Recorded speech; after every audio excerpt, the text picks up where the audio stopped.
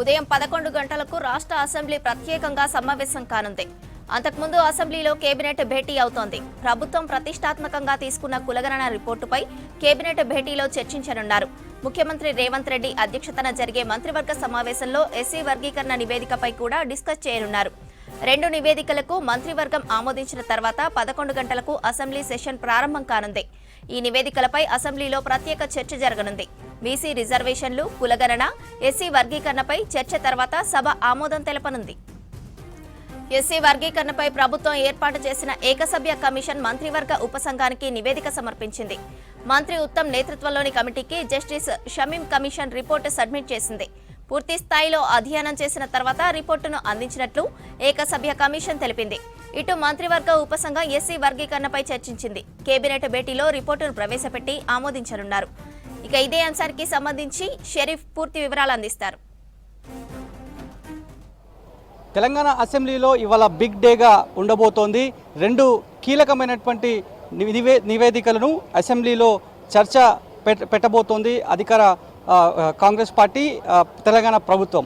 So ముందుగా 10 గంటలకి cabinet సమావేశం ఉంటుందని చెప్పి ఇప్పటికే చెప్పారు. దాంట్లో భాగంగానే మరి కాసేపట్లోనే క్యాబినెట్ సమావేశం సీఎం రేవంత్ రెడ్డి అధ్యక్షన మంత్రివర్గం అంతా కూడా కూర్చొని ఆ నివేదికకు సంబంధించి ఇందాక చెప్పిన దాని ప్రకారం రెండు కీలక ఘట్టాలనే చెప్పాలి. చాలా రోజుల నుంచి దేశవ్యాప్తంగా చాలా రాష్ట్రాల్లో పెండింగ్లో ఉన్నటువంటి అంశాలు అవి. వాటిలోనే ఇక్కడి నుంచి తెలంగాణ నుంచే ముందడుగు పడిందని చెప్పి ఇప్పటికే ఏ మంత్రిని తట్టి చూసినా అదే మాట చెప్తున్నారు. దాంట్లో భాగంగానే కులగణకు సంబంధించినటువంటి అంశం. అగ్రనేత రాహుల్ గాంధీ జిత్నా ఆబాది ఉత్నా ఇచ్చేదారి, అంటే ఎంత వాటా వరకు ఎంతనైతే వాళ్ళ వాటా ఉందో వాళ్ళ ఫలాలు వాళ్ళకు అందాల్సిందే అనేటువంటి స్లోగన్ని దేశవ్యాప్తంగా ఆయన ఎత్తుకున్నారు. దానికి కట్టుబడే తెలంగాణ రాష్ట్రం, తెలంగాణ కాంగ్రెస్ పార్టీ రోల్ మోడల్గా కావాలి అనేటువంటి ఒక ఆకాంక్ష రాహుల్ గాంధీ తీసుకున్నారు. దానికి కొనసాగింపుగా రాష్ట్ర ప్రభుత్వం, సీఎం రేవంత్ రెడ్డి దానికి కొనసాగింపుగా దాని చట్టానికి సంబంధించినటువంటి జీవోను తీసుకొచ్చారు. కేవలం 50 రోజుల విడిదిలోనే పూర్తి స్థాయిలో కులగణనకు సంబంధించినటువంటి సర్వేని పూర్తి చేశారు. న్యాయపరంగా ఎలాంటి చిక్కులు రాకుండా ప్రణాళిక మండలికి సంబంధించి ప్రణాళిక సంఘం ఏదైతే వాళ్ళు ఉన్నారో వాళ్ళంతా కూడా ఎలాంటి న్యాయపరమైనటువంటి చిక్కులు రాకుండా సబ్ కమిటీకి కూలంకుషమైనటువంటి రిపోర్ట్ను కూడా సబ్మిట్ చేశారు. ఆ రిపోర్ట్నే క్యాబినెట్ ఇప్పుడు ఆమోదం తెలపబోతుంది. మరొక అంశం ఎస్సీ వర్గీకరణకు సంబంధించినటువంటి అంశం పైన, దానిపైన కూడా హైకోర్టు డైరెక్షన్స్ ఉన్నాయి, సుప్రీంకోర్టు డైరెక్షన్స్ ఉన్నాయి. దాంట్లో భాగంగానే జస్టిస్ షమీం అఖ్తర్తో కూడినటువంటి 1 మెన్ కమిటీ కూడా దీనిపైన పూర్తి స్థాయిలో ఆరా తీసింది. ఆరా తీసిన తర్వాత ఉపసంఘానికి నివేదికను సబ్మిట్ చేసింది. ఆ రెండు నివేదికలను ఇప్పుడు సభలో పెట్టబోతున్నారు. స్పెషల్ సెషన్గా దీన్ని ఇప్పటికే అసెంబ్లీ సెక్రటరీ పరిగణిస్తున్నారు. స్పెషల్ సెషన్స్లోనే రెండు కీలకమైనటువంటి నివేదికల పైన చర్చ జరగబోతోంది. ఇప్పటికే ప్రతిపక్ష విపక్ష పార్టీల మధ్య ఎప్పుడైతే కులగణన అంశం తెర మీదకి వచ్చిందో, కులగణన పలానా రోజున మేము చేయబోతున్నామని చెప్పిందో ప్రభుత్వం, అప్పటి నుంచి బీఆర్ఎస్ పార్టీ ఇది సాధ్యం కాదు అనే అంశాన్ని లేవనెత్తు వస్తోంది. అదేవిధంగా గతంలో బీఆర్ఎస్ ప్రభుత్వం చేసినటువంటి లెక్కలను బయట పెట్టకుండానే ఫ్రిడ్జ్లో పెట్టారని చెప్పి ఇటు అధికార కాంగ్రెస్ పార్టీ ప్రభుత్వం కూడా అదే ఆరోపణ చేస్తుంది.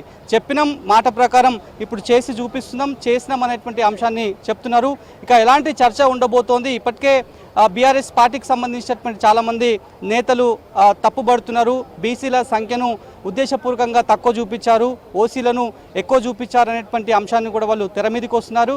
వీటన్నిటిపైన సీఎం రేవంత్ రెడ్డి ఎప్పుడైతే ఈ రెండు నివేదికలను అసెంబ్లీలో చర్చకు పెట్టబోతున్నారో, ప్రకటన చేయబోతున్నారో, తీర్మానం చేయబోతున్నారో, ఈ తీర్మానం సందర్భంగా క్యూసీకి సంబంధించి క్వశ్చన్ అండ్ ఆన్సర్కి సంబంధించి కూడా పూర్తి స్థాయిలో షార్ట్ డిస్కషన్ ఉండబోతోంది అని చెప్పి ఇప్పటికే అసెంబ్లీ నుంచి వచ్చినటువంటి సమాచారం. సో ఎలాంటి సందేహాలు ప్రతిపక్ష పార్టీ లేవనెత్తబోతోంది, అదేవిధంగా వాటికి ఏ రకమైనటువంటి క్లారిఫికేషన్స్ ఇవ్వబోతున్నారు. రాహుల్ గాంధీ చెప్పిన ప్రకారమే రేవంత్ రెడ్డి కూడా అదే మాటను ఆయన చెప్తున్నారు. వచ్చేటువంటి లోకల్ బాడీ ఎన్నికల్లో కూడా ఇదే ప్రతిపాదికన రిజర్వేషన్లను కల్పిస్తామని చెప్పి ఇప్పటికే రేవంత్ రెడ్డి చాలా స్పష్టంగా చెప్పినటువంటి సిచ్యువేషన్. ఒక క్లియర్ పిక్చర్ మాత్రం మరి కాసేపట్లో వచ్చే అవకాశం ఉంది. ఇప్పటికే ప్రణాళిక ఉపసంఘానికి సంబంధించి రెండిట్లలోనే ఈ రెండు నివేదికలకు సంబంధించి సబ్ కమిటీలను ఏర్పాటు చేశారు.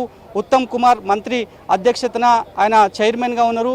దఫల వారీగా అటు కులగణనకు సంబంధించినటువంటి నివేదిక పైన at the same time SC వర్గీకరణకు సంబంధించి కూడా నిన్న 2 దఫాలు కేవలం ఒకటే రోజు 2 దఫాలుగా రివ్యూని కండక్ట్ చేశారు. ఎలాంటి న్యాయపరమైనటువంటి చిక్కులు రాకుండా ఎట్లా ముందుకు తీసుకెళ్ళాలి, ఆమోదం ఎట్లా తెలపాలి, ఆమోదయోగ్యంగా అదేవిధంగా రాహుల్ గాంధీ చెప్పిన దాని ప్రకారం సామాజికంగా, ఆర్థికంగా, రాజకీయంగా వాళ్ళకు అందాల్సినటువంటి వాటాను ఎట్లా పంచాలి అనేటువంటి విషయాలపైన ఒక క్లియర్ కన్స్ట్రక్టివ్ రిపోర్ట్ అని చెప్పి ఇప్పటికే ప్రభుత్వం చెప్తోంది. ప్రణాళిక శాఖ కూడా అదే చెప్తున్నది. కాబట్టి సో చర్చలో ఇంకేమేం అంశాలు తెర మీదకి వచ్చే అవకాశం ఉంది, ఏ కులం వాళ్ళు ఎంతమంది ఉన్నారు, ఉపకులాలు ఎన్ని ఉన్నాయి, కేటగరైజేషన్ ఎట్లా చేశారు, ఇందులో న్యాయపరమైనటువంటి చిక్కులను ఎదురవుతాయా అనే అంశాలను విపక్ష పార్టీలు అధికార పార్టీ వైపు, అధికార ప్రభుత్వం వైపు తీసుకొచ్చే ప్రయత్నం చేస్తారా, ఎలాంటి చర్చ జరగబోతుంది అనేటువంటి ఒక ఇంట్రెస్టింగ్ చర్చనైతే ప్రస్తుతానికైతే అసెంబ్లీ సర్క్యూట్లో జరుగుతోంది.